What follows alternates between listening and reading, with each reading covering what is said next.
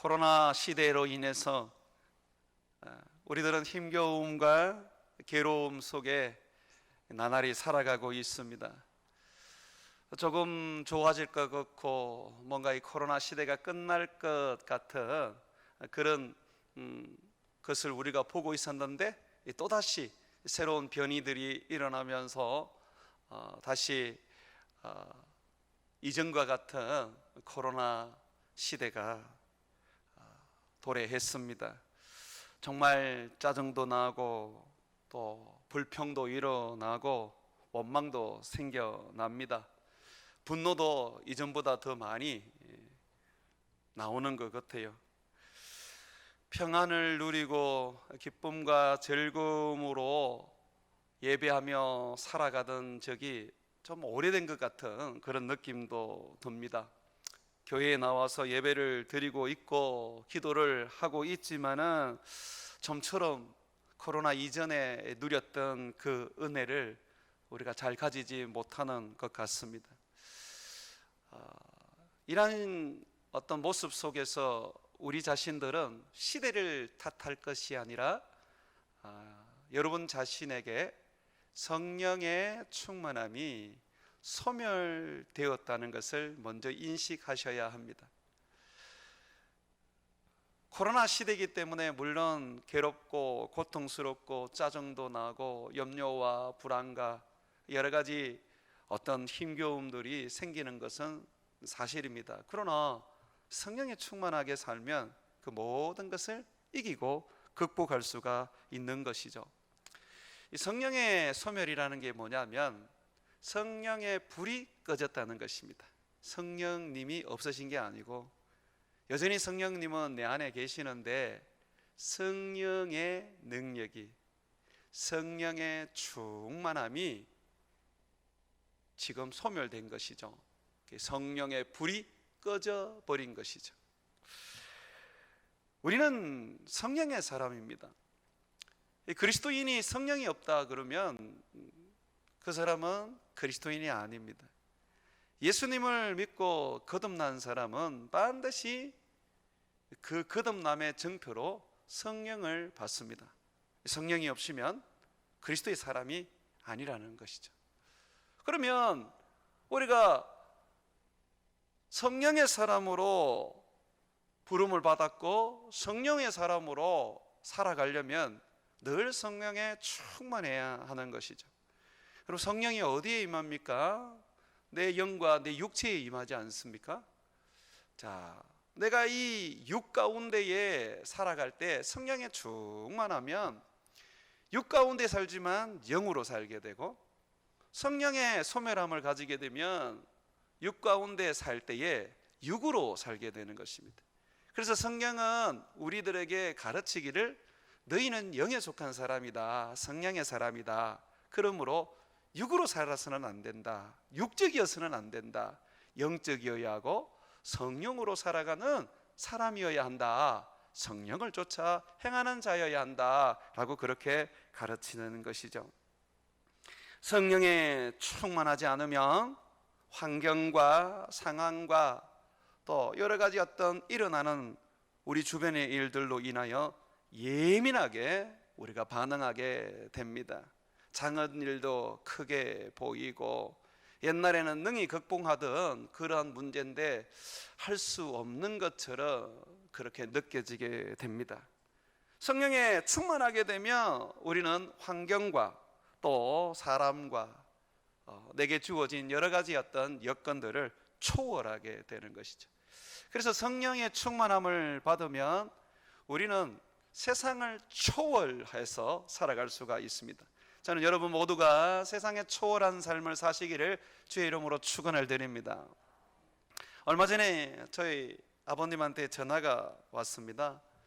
저희 아버님은 이제 80이 훌쩍 넘으신 이 노인이신데요, 전화를 오셔서 하시는 말씀이 저에게 얘야, 내가 뭘 하나 물어보려고 그런다 그러시더라고요. 예, 말씀하십시오. 그랬더니 내가 하나님에 대해서 좀 물어봐야 되겠다. 나는 하나님을 믿고 있고 하나님이 삼위일체인 것을 또한 믿는다. 그런데 나는 이때까지 하나님이 나와 함께 하신다라고 그렇게 목사님들이 설교를 할 때 그것은 정말 나와 함께 하는 것이 아니라 그렇게 믿고 그렇게 생각하는 것이라고 여겼다. 그러니까 나는 하나님은 항상 하늘에 계시고 내가 하나님과 함께 한다 그럴 때는 하나님을 상상하고 하나님을 생각하는 것으로 여겼다. 그런데 얼마 전에 너희 동생이 너희 어머니한테 전화를 했는데 어머니가 이제 스피커폰을 틀어놓고 이제 그 전화를 받으신 거죠. 전화를 했는데 너희 동생이 기도를 해 주었다 그러시더라고요. 저희들 형제들은 목사라서 어머님에게 이렇게 전화를 하면 항상 기도를 해드려요. 어머님은 자식들의 기도를 받으면 기분이 그렇게 좋고 뭔가 모르게 즐거워지고 행복해지신대요. 그래서 항상 전화를 드리면 기도를 요구를 하셔요. 그래서 어머니가 스피커폰을 틀어놓고 이제 기도를 받으신 거죠. 이제 동생 목사가 이제 기도를 해 주었습니다. 그날따라 아버지께서 이제 어머니가 이제 기도를 받고 있으니까 좀 그 기도가 무슨 내용인가 싶어서 주목을 하고 들으셨던가 봐요. 근데 기도를 이렇게 스피커폰으로 듣는데 가슴이 뜨거워지고 뭔가 모르게 하나님이 내 안에 계신다 하는 느낌이 들더라는 거죠. 근데 어머니가 종종 그런 얘기를 아버지께 하셨대요. 하나님이 여기 계신다. 내 가슴이 하나님이 내게 은혜를 주실 때 이렇게 따뜻하다. 그렇게 어머니가 얘기를 하셨던 것 같아요. 아버지가 그런 얘기를 들을 때마다 아이고 그렇게 느끼니까 그렇지. 하나님이야 물론 살아계시지만은 정말 하나님을 어떻게 느낄 수 있고 어떻게 그 하나님이 내 안에 계시는 것을 우리가 생각할 수 있어. 그렇게 생각했던 거죠. 그래서 항상 아버님은 상상 속에 하나님을 이제 늘 바라보고 생각했다 그러시더라고요. 갑자기 이게 뜨거움을 느끼니까 이게 뭔가 싶어서 이제 제게 전화를 하신 거예요. 전화를 하시면서 내가 이 느낀 것이 뭐냐 이렇게 얘기를 하시더라고요. 내가 가슴이 뜨거워졌는데 종종 그럴 때가 있다. 목사님의 말씀을 듣거나 또는 예배를 드리거나 또는 아침에 너희 엄마와 함께 기도회를 할 때 가슴이 뜨거워질 때가 있다. 그냥 그 뜨거워지는 것이 그냥 하나님의 은혜다. 소위 말해서 목사님들이 은혜 받으라 얘기도 많이 하고 은혜 이야기를 많이 하니까 그냥 은혜라고 그렇게 생각했는데 근데 이 은혜가 뭔지를 내가 니한테 좀 물어보겠다 이러시더라고요. 그래서 제가 아버지한테 그랬어요. 아버지, 그 은혜가 바로 성령이십니다. 하나님은 우리에게 은혜를 주실 때 직접 찾아오셔서 자신을 주십니다. 여러분, 하나님이 우리에게 은혜를 주실 때 저 하늘에서 은혜를 집어 던지는 게 아니에요. 우리에게 직접 오셔서 자신을 주세요. 여러분, 은혜 받았다 그럴 때는 성령을 받은 거예요. 여러분, 은혜를 받았다는 것은 여러분들이 지금 하나님을 지금 받으신 거예요. 그래서 제가 아버지한테 그랬죠. 아버지, 하나님의 영이신 성령 하나님이 아버지에게 충만하게 지금 역사하신 겁니다. 제가 그런 얘기를 했어요. 그랬더니 야야, 정말로 하나님이 내 안에 계시냐? 나는 이때까지 상상으로만 생각을 했는데 내가 그분을 안 믿는 것은 아니다. 하지만은 나는 그분이 저 하늘나라 계시다고 생각하고 그저 그분을 부르고 찾을 때 상상으로만 생각했는데 정말 내 안에 계시냐? 그럼요, 아버지. 예수님께서 십자가에서 죽으시고 우리 죄를 속죄하셨습니다. 왜 속죄하셨습니까? 우리를 거룩하고 깨끗하게 하신 이유는 하나님의 사람 만들어 주신 것이고 또 성령을 우리 안에 두시기 위한 겁니다. 하나님이 우리 안에 오실 수 있도록 예수님이 십자가에서 죽으셨지요.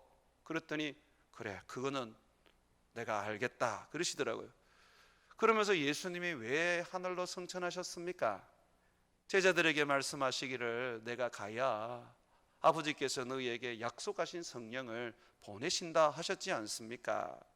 그래서 예수님이 성천하신 것은 우리에게 성령을 주시기 위한 겁니다. 그랬더니 아버님이 그렇구나. 그러면 성령 하나님은 어떤 분이시냐? 성령 하나님은 영이십니다. 그래서 어디든지 계시고 아버지 안에도 계시고 아버지 곁에도 계십니다. 제가 그런 얘기를 했어요. 한참을 듣더니 그럼 내가 참 어리석게 살았구나 이러시더라고요. 그래서 제가 아버지 그게 무슨 말씀이에요? 그랬더니 내가 80이 넘어 살면서도 아직도 자식들을 생각하면 걱정이 많고 근심이 많다. 특히 큰아이가 목사하면서 개척하고 영어 학원을 하는데 요즘 코로나 시대에 거기에 무슨 학원생들이 있겠냐. 내가 못 먹고 살까봐 늘 걱정하고 그래서 쉬지 않고 하나님께 기도하지만 기도한들 쉽게 내 마음속에 걱정이 없어지지 않더라라고 하시더라고요.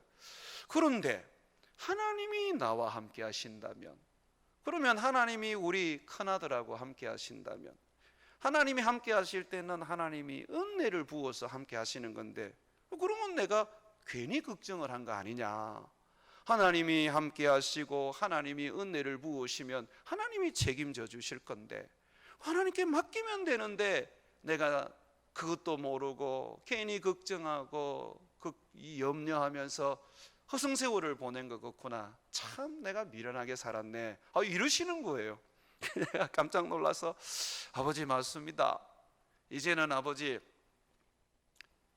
하나님이 나와 함께 하신다는 걸 붙잡고 늘 성령에 충만하게 사시고 자식들을 두고 기도할 때 자식들이 성령에 충만하게 살아가도록 기도하십시오.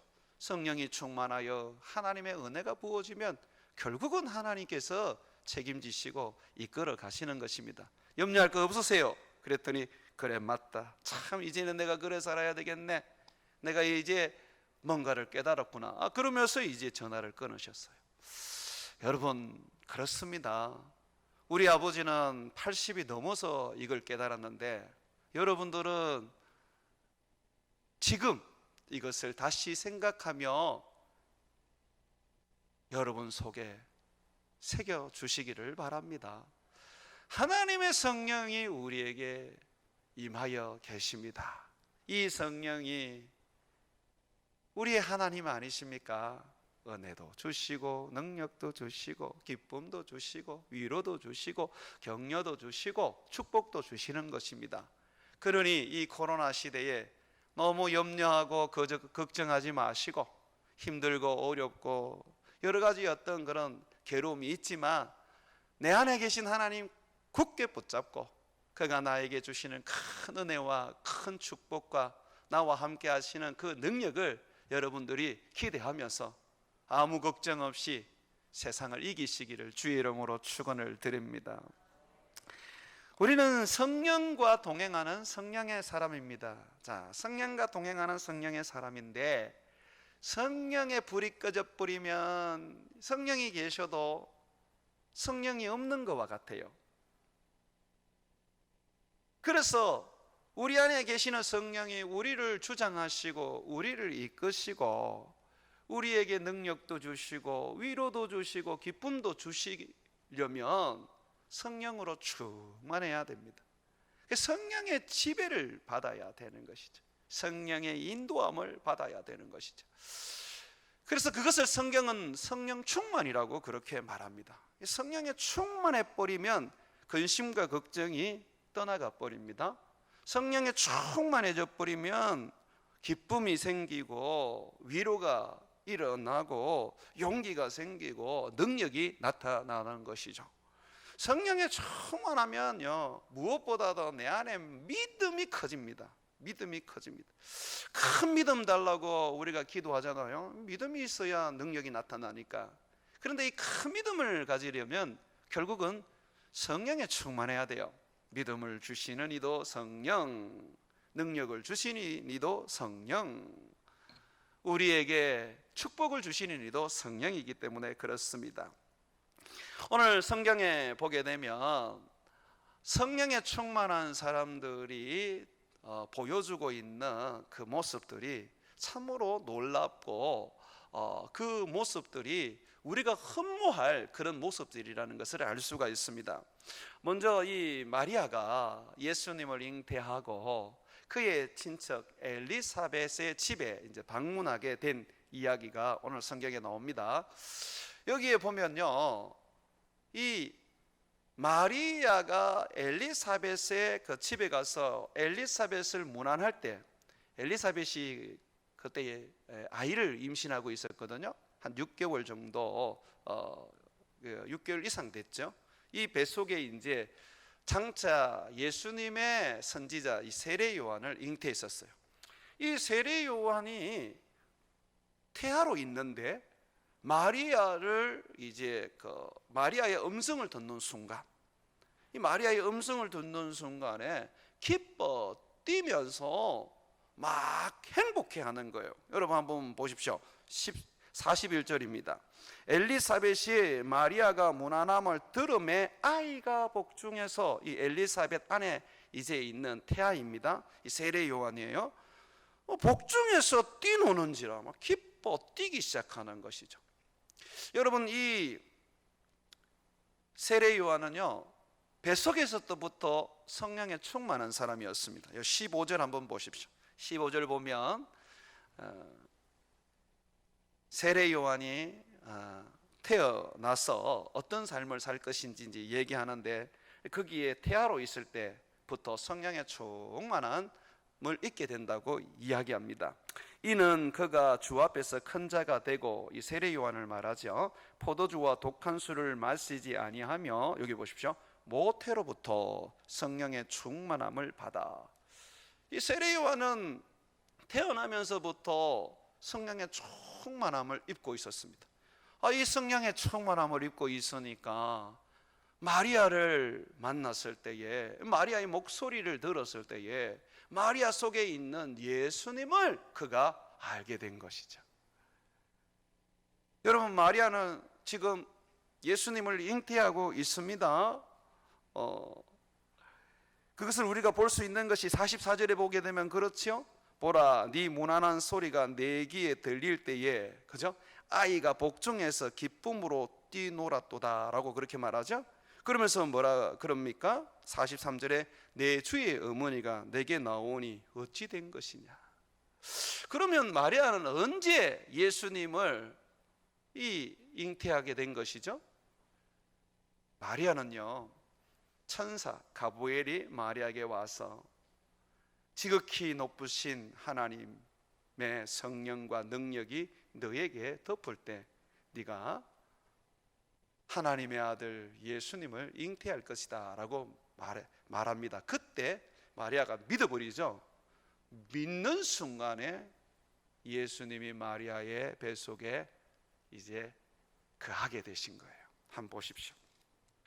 38절에 마리아가 이르되 주의 여종이오니 말씀대로 내게 이루어지이다 하매, 말씀대로 내게 이루어지이다라고 하는 순간, 믿어버리는 순간에 하나님의 약속대로 예수님이 마리아의 뱃속에 계시게 된 거예요. 그것을 지금 엘리사벳이 성령으로 지금 증언해 주는 것입니다. 45절에 보게 되면 주께서 하신 말씀이 반드시 이루어지리라 믿은 이 여자에게 복이 있도다. 믿어버리니까 하나님의 약속이 이루어지는 거죠. 여러분, 믿음이 없이는 하나님을 기쁘게 할 수 없어요. 성령의 사람들은 하나님의 약속의 말씀으로 살아가는 거예요. 하나님의 약속의 말씀이 우리의 삶에 이루어지게 하려면 믿어야 하는 것입니다. 혈루병 여인, 12년 동안 이 혈루병 든 여인, 여러분 기억하시죠? 이 여인이 예수님 옷자락만 만지면 낫겠다 하고 그 믿음을 가지고 옷자락을 탁 만지는 순간에 어떻게 되었습니까? 예수님의 능력이 이 여인에게 바로 부어졌지요. 믿는 순간에 역사가 일어나는 거예요. 예. 예수님께서 마리아의 그 믿음, 가운데에 이제 그 태중에 계시게 된 것입니다. 이 세례 요한이 성령에 충만하니까 어머니 뱃속에 있었던 태아임에도 불구하고 기뻐하고 찬양하고 예수님을 향하여 예배했습니다. 여러분, 우리가 성령에 충만하게 되면 우리 하나님을 만나고 우리 하나님의 그 어떤 은혜 안에 있을 때 이렇게 반응할 수밖에 없어요. 말씀을 들어도 내 마음이 기쁘지 아니하고 내가 예수 그리스도를 생각해도 내 마음이 행복하지 않는 이유는 성령이 소멸되어서 그렇습니다. 예배를 드리고 앉아 있어도 졸리기만 하고 그저 빨리 집에 갔으면 하는 마음이 드는 것은 성령이 지금 소멸되어서 그렇단 말이죠. 우리는 그런 사람이 아닙니다. 영의 사람이고 성령의 사람이기 때문에 예배를 드릴 때는 그 예배에 반응을 하게 되어 있어요. 예배 가운데 임재하시는 그 하나님의 영광을 우리가 느끼게 되면 이 세례 요한처럼 기뻐 뛰며 찬양할 수밖에 없는 것이죠. 그래서 성령 충만이 필요한 것이죠. 또 이 성령의 충만함을 가지게 되면요, 놀랍게도 사람을 격려하고요, 사람을 축복하게 됩니다. 여러분, 엘리사벳이 성령의 충만함을 입고 지금 마리아에 대해서 예언을 하는데 그 예언의 내용이 무엇입니까? 오늘 본문 말씀에 보니까 위로와 격려인 거예요. 43절에 보니까 주의 어머니가 내게 나오니 이 어찌된 일인가? 어떻게 주의 어머니가 나를 만나러 오십니까? 황송합니다 라는 것이죠. 마리아가 지금 아무에게도 말을 하지 않았어요. 처녀가 지금 잉태하여서 혹시나 이게 사람들에게 비난이 되고 요거도 먹을 거리가 되고 도리어 돌 맞아서 죽을 수밖에 없는 그런 어떤 상황인데, 마리아가 지금 가진 아기가 부정한 짓을 해서 가진 것이 아니라 성령으로 말미암아 아버지의 약속으로 말미암아 가진 바로 세상에 오실 구세주라는 것을 이 엘리사벳이 아는 거예요. 마리아가 이 엘리사벳의 예언을 들었을 때 얼마나 기쁘고 위로가 되었겠습니까? 비록 하나님이 자기에게 나타나셔서 이 은혜를 주셨지만 이건 자기밖에 모르는 거잖아요. 다른 사람은 그게 은혜인 줄 모르잖아요. 자기가 이 잉태한 아들이 세상의 구원자라는 거 자기만 알지 누가 압니까? 그런데 이 엘리사벳이 아는 거죠. 어떻게 압니까? 성령에 충만하니까. 그러니 어떻습니까? 아니까 이 마리아를 칭찬하고 위로하고 그 사람을 세워주는 것이죠. 여러분, 성령의 사람들은요 비난을 잘 안 해요. 성령의 사람은요 정죄하지 않습니다. 놀랍게도 성령의 사람은 가는 곳마다 복을 빌고 가는 곳마다 위로하고 가는 곳마다 격려를 합니다. 그래서 성령의 사람들이 가는 곳마다 죽은 것이 살아나는 역사가 일어나요. 그래서 성령의 사람들은 사람들이 다 좋아해요. 죄인도 좋아하고 의인도 좋아하고 원수가 없어요. 너무너무 좋거든요. 만나면 격려하고 위로하고 축복해 주니까.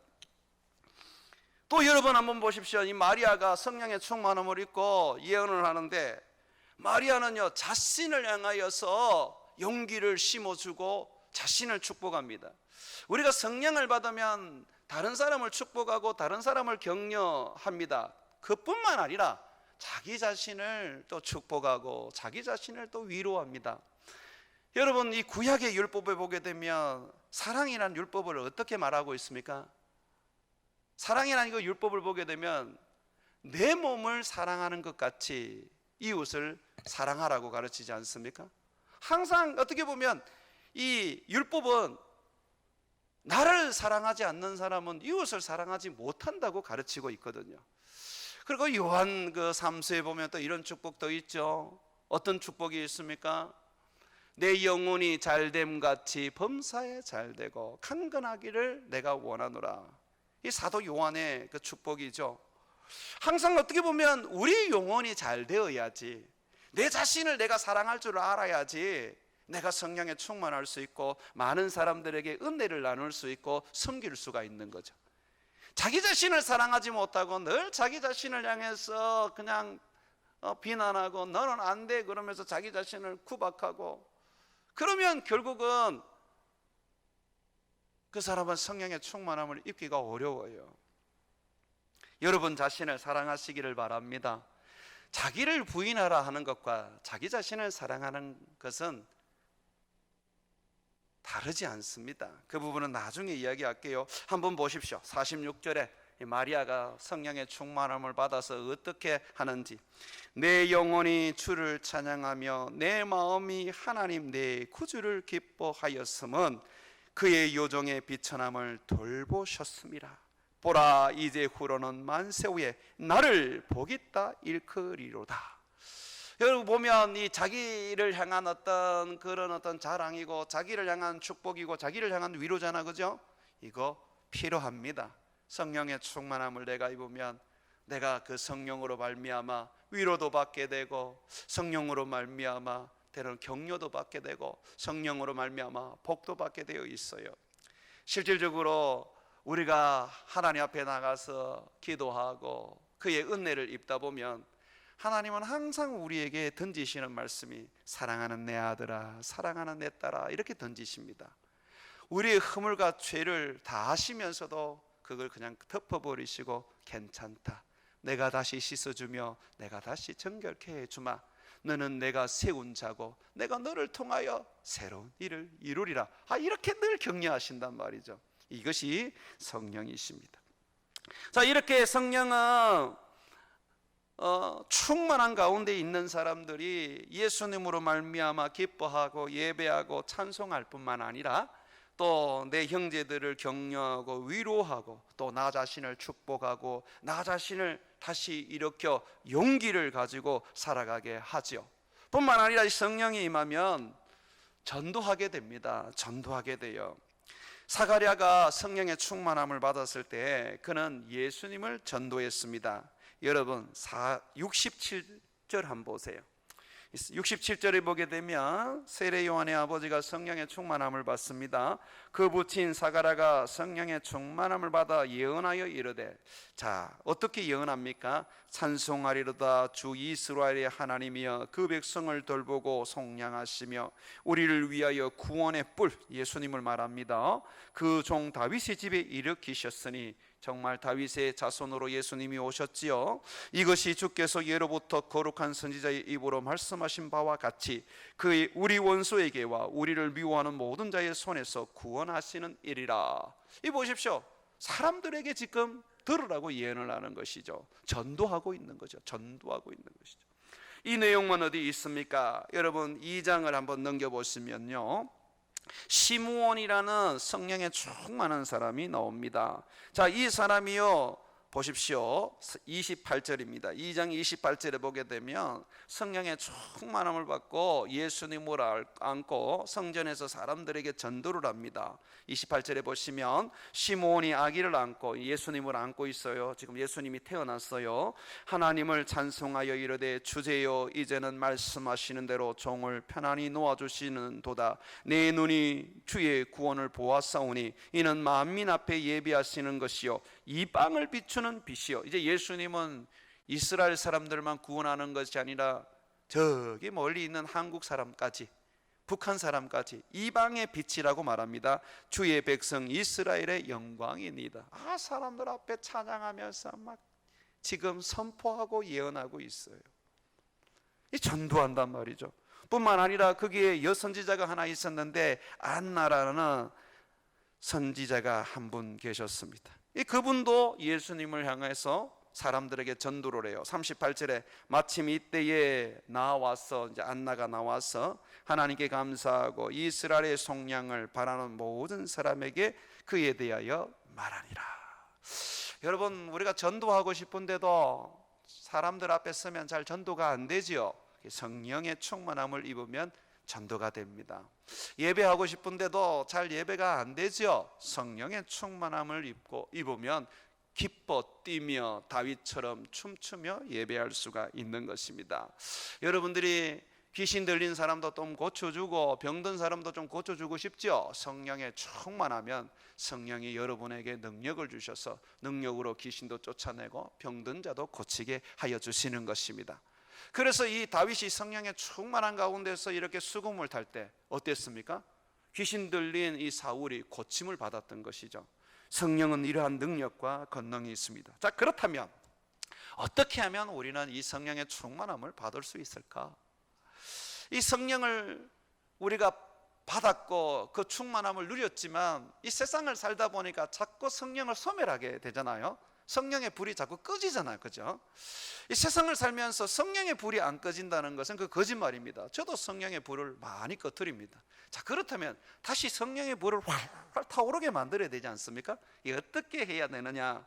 오늘 그 누가복음 1장과 2절에 1장과 그 2장에 있는 말씀을 가지고 한 6가지 정도만 여러분들에게 빠르게 한번 설명을 하도록 하겠습니다.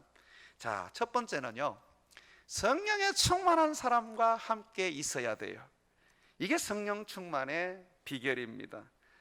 좋은 사람 만나면 좋은 일이 일어나듯이 성령에 충만한 사람 곁에 있으면 성령의 충만함을 잊게 되는 것이죠. 여러분, 엘리사벳이 세례 요한의 어머니가 어떻게 해서 이 성령의 충만함을 입었습니까? 여러분 41절에 보면 그 비결을 말합니다. 엘리사벳이 마리아가 무난함을 들음에 아이가 복중해서, 자, 이 세례 요한이 지금 엘리사벳의 뱃속에 있잖아요. 그런데 모태 때부터 제가 성령에 충만하다 그랬죠. 자, 이 세례 요한은 지금 성령에 충만한 이 아이입니다. 이 아이가 복중해서 뛰노는지라 그로 인하여 엘리사벳이 성령의 충만함을 받았다라고 말하고 있습니다. 성령의 사람과 같이 있으면 이게 성령의 충만함을 받아요. 저희 어머니께서 자식들이 전화를 하면 꼭 기도를 해달라 하시고, 아플 때마다 전화가 오셔서 기도를 해달라 하시는 이유가 왜 그러냐면, 우리들이 기도해드리고 어머니에게 하나님의 말씀을 전화상이지만 좀 전해드리면 그 마음이 다시 기뻐지고 즐거워지고 그 질병을 이길 용기가 생기기 때문에 그렇거든요. 여러분, 안수라는 게 그렇잖아요. 생각해 보십시오. 안수라는 것은 머리 위에 손을 얹는 것인데 어떻게 해서 성령을 받습니까? 성령에 충만한 사람으로 말미암아 주어지는 것이죠. 사울 왕이 다윗을 잡으러 가다가 선지자 무리를 만나게 됩니다. 사울 왕이 지금 악한 마음을 가지고 이 다윗을 잡으려고 하는데, 그런데 선지자 무리 속에 들어가니까 어떻게 됩니까? 갑자기 새 마음이 생기고 성령의 충만함을 받아서 예언하게 됩니다. 사울 왕이 다윗을 잡으려고 때로는 군사들을 보내는데, 이 군사들도 선지자들 가까이 가니까 막 예언을 하고 그들이 성령에 충만해집니다. 이 성경이 우리에게 보여주는 성령 충만의 비결이에요. 성령 충만한 사람, 그 사람 붙잡으세요. 그래서 여러분, 우리 남자분들에게 말씀드립니다. 우리 청년들, 성령 충만한 자매를 아내로 얻어야 돼요. 인물이 못나도 상관없어요. 몸매가 상관없어요. 정말 성령에 충만한 사람을 딱 만나버리면 그냥 해결 다 됩니다. 그 사람이 기도하고, 그 사람이 격려하고 축복하고, 그 사람이 말씀으로 이끌어주면요, 결국 나는 공짜 배 타고 천국 갑니다. 돈은 내가 벌면 되잖아요. 안 그렇습니까? 그러니까 남편도 마찬가지예요. 우리 예수 믿는 자매들, 잘생기고 돈 많고 좋은 직장보다 성령에 충만한 사람 만나십시오. 그 사람이 결국은 세상을 바꾸어 놓을 것입니다. 여러분 가정이 늘 하나님의 은혜 가운데서 살아갈 수 있게 되는 이유는 누군가 하나 성령에 충만해야 돼요. 그러니까 남편이 기도 안 하면 아내가 와서 기도해야 되고, 아내가 와서 기도 안 하면 남편이 와서 기도해야 돼요. 누군가 하나는 근무를 쓰셔야 합니다. 그래야지 이 가정이 살아나는 거죠. 남편을 기도시키는 방법을 제가 하나 가르쳐 드릴게요. 제가 미국에서 공부할 때인데, 목사님들이 이제 공부를 하다 보면 기도를 좀 소홀히 하게 해요. 사모들이 이제 남편이 기도가 좀 소홀히 해주면 어떤 방법을 쓰느냐면 꼭 기도를 거실에서 한답니다. 그러면서 통성으로 기도한대. 하나님, 우리 남편이 주의 종이 되기 위하여 유학을 왔는데 기도를 안 합니다. 저 종을 용서하여 주옵소서. 주님 불쌍히 여기시고 은혜를 베풀어서 지금이라도 회개하고 돌이켜 기도하게 해 주옵소서 하고 한대요. 그래서 방 안에서 그런 아내의 기도 소리를 듣고 있으면 참 못 견딘대요. 결국은 나가서 기도하게 된다는 것입니다. 기도하는 사람이 결국은 기도하게 만드는 것이죠. 자, 두 번째로 성령의 충만함을 받을 수 있는 비결은 순종입니다. 순종해버리면 하나님이 그 순종의 복으로 성령을 부으십니다. 여러분, 사가랴는 믿음이 그렇게 크지 않았지 않습니까? 이 세례 요한의 아버지였지만 천사가 이 사가랴에게 나타나서 예수님의 선지자, 그 약속한 광야에서 외치는 선지자 네가 가지게 될 것이다, 아들로 얻게 될 것이다 했을 때 안 믿었지 않습니까? 그래서 천사가 그 입을 이 봉에서 벙어리가 되게 했어요. 나중에 이제 이 세례 요한이 태어날 때에 사람들이 이제 이름을 짓게 되는데 이름을 뭐로 지을까? 사가랴로 짓자 그랬어요. 그랬더니 이제 엘리사벳이 아니다, 요한이라고 짓자 그랬어요. 그 사람들이 아이고 그건 말도 안 된다, 너희 가문에 요한이라는 이름이 없다 그랬어요. 그때 이제 이 사가랴가 이제 자기가 아버지니까 서판을 가져오라 그래가지고 이름을 적는데 요한이라고 지었어요. 이 요한은 천사가 가르쳐준 이름이거든요. 사가랴가 비로소 이제 천사의 말에, 주의 사자가 전해준 말에 순종하게 되는데 그때 성령이 임하게 됩니다. 그리고 난 다음에 예언하게 되었어요. 여러분, 성경을 읽어보면 성령의 충만함을 입는 이 비결이 바로 순종에 있다고 말합니다. 여러분, 성령을 소멸하는 근본적인 원인은 불순종에 있다고 가르치고 있어요. 그러니 여러분, 늘 성령에 충만하려고 그러면 순종하셔야 돼요. 순종. 하나님 말씀 앞에 순종하셔야 돼요. 네? 하나님의 말씀 앞에 순종하고 하나님의 가르침 앞에 순종을 할 때에 성령의 충만함을 여러분들이 날마다 받을 수 있는 것이죠. 자, 세 번째는요, 하나님의 성령의 충만함은 긍휼함이 나타날 때 임하게 됩니다. 그러니까 내가 긍휼하는 게 아니라 하나님이 우리를 긍휼하게 여길 때. 그래서 여러분, 가난한 자들이나 비천한 자들이나 연약한 자들이나 이 병든 자들 주님께서 은혜를 많이 부으셔요. 예수님께서 사역하실 때도 갈릴리, 가버나움, 그런 아주 가난한 동네, 어려운 동네로 가셔서 사역을 하셨습니다. 그건 우리 주님의 마음이세요. 항상 병들고 가난하고 어렵고 힘든 사람들을 주님은 그냥 지나치지 못하셔요. 그런 사람들에게 주님이 성령을 부으시는 것이죠. 여러분, 오늘 그 누가복음 2장을 한번 보십시오. 누가복음 2장에 여러분 보게 되면 천사가 예수님의 탄생을 누구에게 알려줍니까? 목자에게 알려주죠. 그죠? 목자에게 알려줍니다. 8절 한번 보십시오. 그 지역의 목자들이 밤에 밖에서 자기 양떼를 지키더니, 이 양떼들은 양떼들을 지키는 목자들은 고용된 일꾼입니다. 양들의 주인이 아닙니다. 주인은 따로 있습니다. 자, 이 사람들은 당시에 가장 비천한 사람들이었는데, 자, 이들에게 9절에 보게 되면 주의 사자가 곁에 서서 주의 영광이 그들을 두루 비치매, 이 주의 영광을 비췄다 그러는 것은 결국은 하나님의 임재를 말하거든요. 여러분, 성령 충만이 하나님의 임재인 줄 믿습니까? 예, 하나님의 영광과 성령의 충만함을 여러분들이 그것을 다르게 볼 게 뭐 있습니까? 지금 주의 천사들이 하나님의 영광을 가지고 나왔습니다. 하나님의 성령의 충만함을 부은 것과 같지요. 자, 이들이 천사들을 통하여 하나님의 영광을 보았습니다. 하나님을 만났습니다. 이들은요, 정말 가난하고 비천하고 연약한 자들이었죠.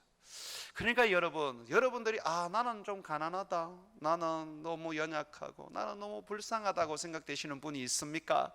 주님 앞에 나와 엎드리십시오. 주께서 성령의 충만함을 부어주실 것입니다. 우리 주님의 눈은 가난한 자에게 있고, 우리 주님의 눈은 병든 자에게 있고, 우리 주님의 눈은 연약한 자에게 있는 것이죠. 자, 다섯 번째로 성령의 충만함을 받으려면 사는 것이 의롭고 경건해야 합니다. 여러분 누가복음 2장을 한번 펴보십시오. 25절입니다.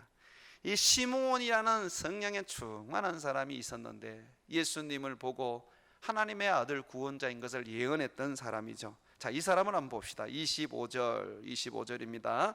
예루살렘에 시므온이라 하는 사람이 있으니 이 사람은 의롭고 경건하여, 여러분 이게 성령 충만의 비결이에요. 의롭고 경건하여 이스라엘의 위로를 기다리는지라. 하나 더, 위로를 기다리더라.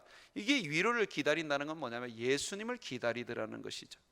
여러분 우리가 경건하게 살고 정직하고 의롭게 산다면, 경건한다는 것은 믿음으로 산다는 것이고 예배자로 산다는 것이고 하나님을 경외하면서 산다는 것이죠. 세상에 마음을 두지 아니하고 주님께 마음을 두고 사는 사람이거든요. 그리고 주의 위로 예수님을 기다리는 사람이거든요. 우리는 예수님의 재림을 기다려야 해요. 그런 사람에게 성령이 부어지는 거예요. 세상을 향하고 있는데, 세상의 뜻을 두고 있는데 어떻게 성령이 임합니까? 성령은 세상의 영이 아닙니다. 세상의 영은 마귀입니다. 성령은요 하늘의 영이시며 하나님의 영이십니다. 자, 마지막으로 기도하는 자에게 성령이 임합니다. 이 37절 한번 보십시오. 자, 84세의 여자 선지자가 있었는데 이 여자 선지자는 늘 성령에 충만하였습니다. 그 이유가 뭐냐면 주야로 금식하며 기도했습니다. 37절 같이 한번 읽어보겠습니다. 가부가 되어 84세에 되었더라. 이 사람이 성전을 떠나지 아니하고 주야로 금식하며 기도함이로 섬기더라. 자, 이렇게 주야로 금식하고 기도하고 섬길 때에 하나님의 성령이 그에게 임하여서 늘 성령 충만했고, 그리고 그 사람이 38절에 보게 되면 마침내 예수님을 세상 사람들에게 알려주는 전도를 하게 되었습니다. 바울 사도는 너희가 성령을 받은 것은 믿음으로 되었다라고 말하고요, 또 성경은 우리에게 가르치기를 예수님은 기도로 너희는 성령을 받을 수 있다라고 말하고 있습니다. 사랑하는 여러분, 여러분들은 어떻습니까? 성령의 충만함을 받을 조건이 되십니까? 성령의 충만함을 받고자 원한다면 받을 수 있는 그릇을 만들어야 합니다. 성령이 부어져도 그 그릇이 없으면 다 바깥으로 그냥 흘러갈 뿐이죠. 여러분들이 성령의 충만함을 받기를 원하면 여러분들이 세례 요한처럼 성령의 충만한 사람과 가까이 하여야 하고, 또 사가랴처럼 순종하여야 하고, 그리고 마리아처럼 믿음이 있어야 하고, 또 시몬처럼 어렵고 경건하고 주를 바라보는 자여야 하며, 안나처럼 기도하는 사람이어야 하고, 목자처럼 가난하고 연약하고 그렇게 주를 바라보는 자여야 하는 것입니다. 오늘 이 밤에 성령을 받을 준비가 되셨습니까? 여러분 마음을 열고 성령을 받을 준비를 하십시오. 여러분들이 주님 앞에 순종하시고, 여러분들이 주님 앞에서 어렵게 살기로 결단하시고 기도하기로 결단하고 믿음으로 살기로 결단하면 오늘 이 밤에 여러분에게 성령이 부어질 줄로 믿습니다. 꺼진 성령의 불 다시 활활 타오르기를 주의 이름으로 축원을 드립니다.